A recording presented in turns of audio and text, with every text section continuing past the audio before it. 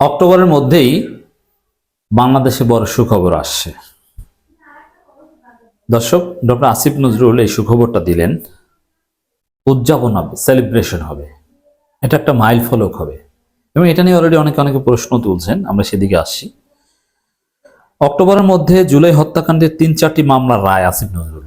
দেখেন, এই রায়ের রাজনৈতিক দিক আছে, বিচারিক দিক আছে, সেদিকে পরে আসি। তার আগে ইমোশনাল কিছু দিক নিয়ে একটু আলোচনা করি, মনের ভালো লাগার কিছু দিক নিয়ে আলোচনা করি।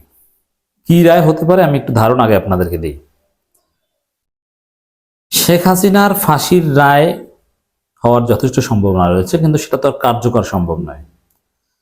এখন রায় হবে, তারপরে সেটার বিরুদ্ধে আপিল হবে, রিভিউ হবে, তারপরে কার্যকরের প্রশ্ন আসবে। তবে এই সরকার একটা না একটা রায় কার্যকর করে দিয়ে যেতে পারে, মানে একজনকে ফাঁসি দিয়ে যেতে পারে, এবং সেই লোকটা হতে পারে আনিসুল হক। পরিবার টরিবার নাই, ধরা পড়েছে। আনিসুল হক একটা ধরা পড়তে পারেন। তার ফাঁসি হোক বা না হোক, শেখ হাসিনা ফাঁসির রায় হবে, আসাদুজ্জামান, ওবায়দুল কাদের এদের বিরুদ্ধে ফাঁসির রায় হবে, এরকম এটি হবে রায়। ৩-৪টা রায় হবে।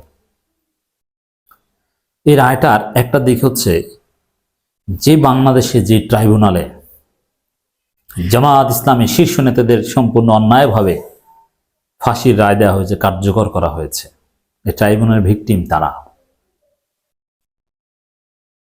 আজকে কয়েক বছরের ব্যবধানেই সেই ট্রাইব্যুনালে যারা জামাত নেতাদের ফাঁসি দিয়েছে তাদের ফাঁসির রায় হচ্ছে। জামাত শিবিরের জন্য এর চাইতে আনন্দের বেশি কিছু থাকতে পারে না। জামাত নেতারা, শহীদ পরিবারের নেতারা, নিজামী, মুজাহিদ, আলী আহসান, কামরুজ্জামান, কাদের মোল্লা, সালাউদ্দিন কাদের চৌধুরী পরিবারের সদস্যরা, তারা ভেবেছিল যে দুনিয়ায় হয়তো বা এর বিচার আমরা দেখবো না, আখেরাতে আমরা দেখব। কিন্তু না, তাও বেশি দিন অপেক্ষা করা না, এরকম কিন্তু কম। পৃথিবীতে জালেমদের পরিণতি এরকম ভয়ানক হয়, কিন্তু সময় লাগে। কিন্তু খুব অল্প সময়ের মধ্যেই এটা দেখতে পাচ্ছেন, যারা জুলুম করেছে তাদের ফাঁসি হচ্ছে।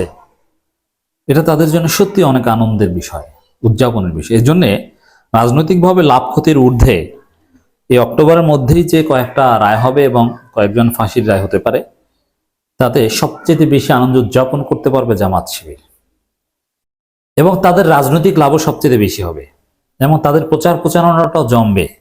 জামাত শিবির যে হক ছিল, আল্লাহর সাহায্য তাদের উপর, ওরা যে জালেম ছিল, ওদের যে শিক্ষা হয়েছে, দুনিয়ায় ওরা বিচার পেয়েছে, নানান কিছু আসবে। পাবলিক পারসেপশনও ঘুরে যাবে। পাবলিক পারসেপশনও জামাতের প্রতি যথেষ্ট সিম্পিতি ক্রিয়েট হবে, যে আওয়ামী লীগ এখানে সিম্পিতি পাবে না, জামাতের মজলুম সিম্পিতিটা বেড়ে যাবে। এটা বিপরীতমুখী একটা প্রতিক্রিয়া। এটার একটা দিক। আর রাজনৈতিক দিক, এই যে টাইম ফ্রেমিং ঠিক করে কি বিচার করা ঠিক, তাহলে তো জাস্টিস হারিড খুব দ্রুত হয়ে যায় না। দেখেন, এই সরকার দায়িত্ব নিয়েছে বা ট্রাইব্যুনাল গঠন হচ্ছে অনেকদিন হয়ে গিয়েছে। অতএব এই সময়ের মধ্যে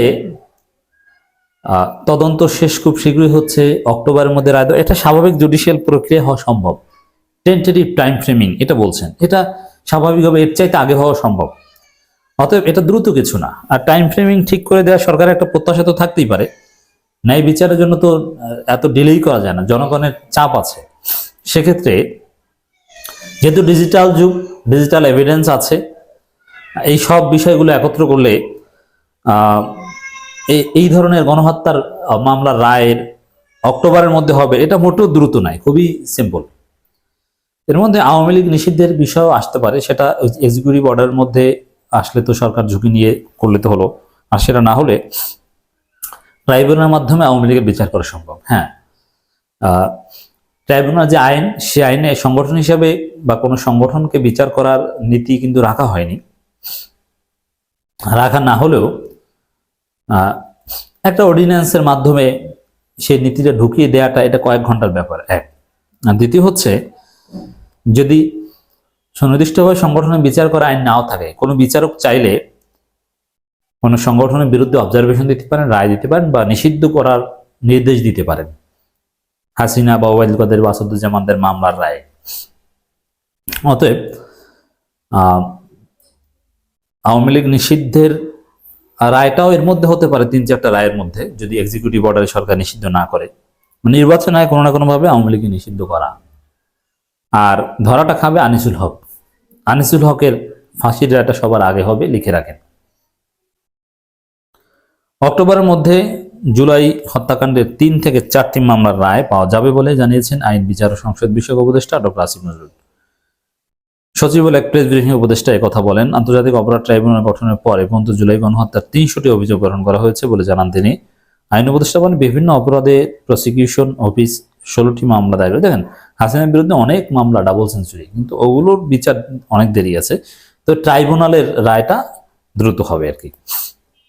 আইন উপদেষ্টা বলেন, বিভিন্ন অপরাধে প্রসিকিউশন অফিস 16টি মামলা দায়ের করেছে। চলতি মাসে 4টি মামলা তদন্ত শেষ হবে। এরপর যাচাই বাছাই শেষে আনুষ্ঠানিকভাবে বিচার কাজ শুরু হবে। 3 সপ্তাহ সময় লাগবে। সাক্ষ্য গ্রহণ শেষে বিচার কাজ শুরু হবে ঈদের পর। আগামী অক্টোবরের মধ্যে 3 থেকে 4টি মামলা আনুষ্ঠানিক রায় হয়ে যাবে উল্লেখ করে আসিফ নজরুল বলেন। এরকম টাইম ফ্রেমিং দেওয়াটা, এটা যারা আইন বোঝে তাদের জন্য অত্যন্ত সহজ। এদের মধ্যে শেখ হাসিনা সহ শীর্ষস্থানীয় আওয়ামী লীগ নেতা এবং শীর্ষস্থানীয় পুলিশ কর্মকর্তা রয়েছেন। সাধারণ কোর্টের রায় দেরি হলেও আন্তর্জাতিক অপরাধ ট্রাইব্যুনালের বিচার দ্রুত হয়ে যাবে। দেখেন, আবার বলছি যে প্রথম ধরাটা খাবেন আনিসুল হক। সাইবার সিকিউরিটি অ্যাক্টের অধীনে মামলাগুলো প্রত্যাহার করা হচ্ছে বলে জানান আইন উপদেষ্টা। যাই হোক দর্শক, এটা সেলিব্রেশন করার মতো একটা দিক যে এই স্বাধীন বাংলাদেশে আমরা এভাবে শেখ হাসিনা, ওবায়দুল কাদের, আসাদুজ্জামানদের ফাঁসির রায় দেখব পালিয়ে যাওয়ার 1 বছরের অল্প সময়ের পরেই। এটা সত্যি আল্লাহর রহমত। এটা কারো হিসাব নিকাশে ছিল না। হ্যাঁ, আমরা এরকম বলেছিলাম যে এই নির্বাচনের মাধ্যমে হাসিনা 1 বছর বেশি ক্ষমতায় থাকতে পারবে না, কিন্তু তারপরে কি আওয়ামী লীগ এবার পালিয়ে যাবে, তাদের ফাঁসিটা হবে না? এটা কিন্তু আমরা কেউ কল্পনা করিনি। আমরা ভেবেছিলাম একটা জাতীয় সরকার হবে, একটা ঐকমত্যের নির্বাচন হবে, নিরপেক্ষ নির্বাচন হবে, যেখানে বিএনপি জামাত তাদের প্রতিনিধিরা সংসদে থাকবে, আওয়ামী লীগ ক্ষমতায় থাকলে একটা ব্যালেন্স থাকবে, অথবা সর্বোচ্চ আওয়ামী লীগ প্রধান বিরোধী দলে থাকবে। কিন্তু এবার ফাঁসির রায় হবে, এটা কল্পনা করিনি, কিন্তু হচ্ছে। শুকরিয়া আল্লাহর উপর। তবে আমাদের রাজনৈতিক লড়াই থামানো যাবে না। তরুণ প্রজন্মের হাতেই আওয়ামী লীগের ভবিষ্যৎ। এর মানে আওয়ামী লীগকে আমরা আর উঠে দাঁড়াতে দিব না। আওয়ামী লীগ, ছাত্রলীগ নয়, বাংলাদেশে মুজিববাদী আদর্শে কোনো রাজনীতি কিয়ামত পর্যন্ত চলবে না। এটা আমাদেরকে নিশ্চিত করতে হবে। সরকার এরকম কিছু ফাঁসির রায় দিবে, কার্যকর হয়তো বা 2-1টা হলেও হতে পারে, অথবা দীর্ঘমেয়াদে জেল হবে, এবং আওয়ামী লীগ নিষিদ্ধ করবে। কিন্তু নিষিদ্ধ হোক আর যা হোক, এই মুজিববাদী আদর্শ ঠেকানো, এটা কিন্তু কোর্ট বা কোনো আদর্শ ঠেকানো, এটা কোর্ট পারে না। এটা হচ্ছে রাজনৈতিক দলগুলো পারে। এই জন্য মুজিববাদের বিরুদ্ধে তরুণ প্রজন্মের লড়াই আজীবন চলবে। এটা চালিয়ে যেতে হবে।